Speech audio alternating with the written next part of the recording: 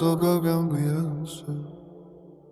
Gece çeker üstüme sokaklar susa. Adım yankı yapar kimsem yok burada. Bir sigara yakarım, dumanım dertli. Bu şehir beni değil, ben bu şehri seçtim. Ha, ha, ha.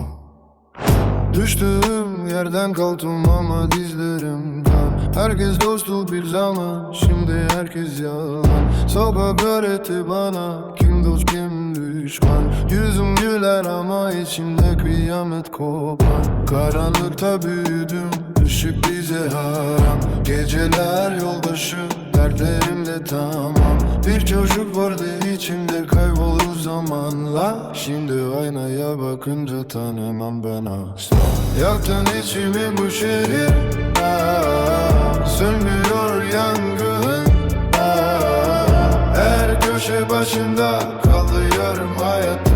Ben bu yolda yalnızım, kaderim karanlık. Gülsem bile içimde kokuyor fırtınan artık.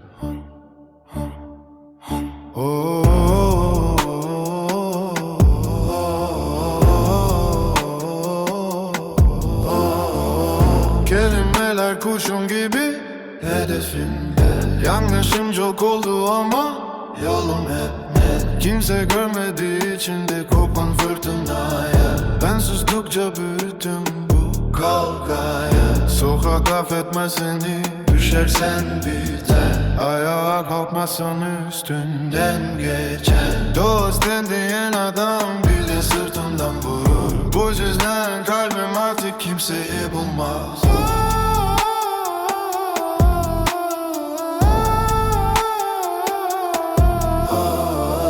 Bir gün çıkarım bu sokaklardan ama içim kalır o karanlıkta. Adımı yazdım duvarlara, silinse bile kalır hatıra. Yaktın içimi bu şehir, sönmüyor yangın.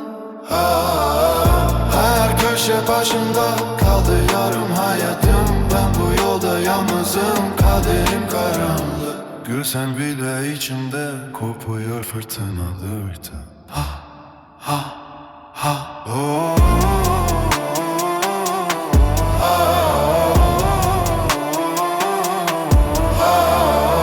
Yaktım içimde bu şehir, sönmüyor yangın. Her köşe başında kaldı yarım hayatım. Ben bu yolda yalnızım, kaderim karanlık. Gülsen bile emin be, kopuyor fırtınan artık. Ha.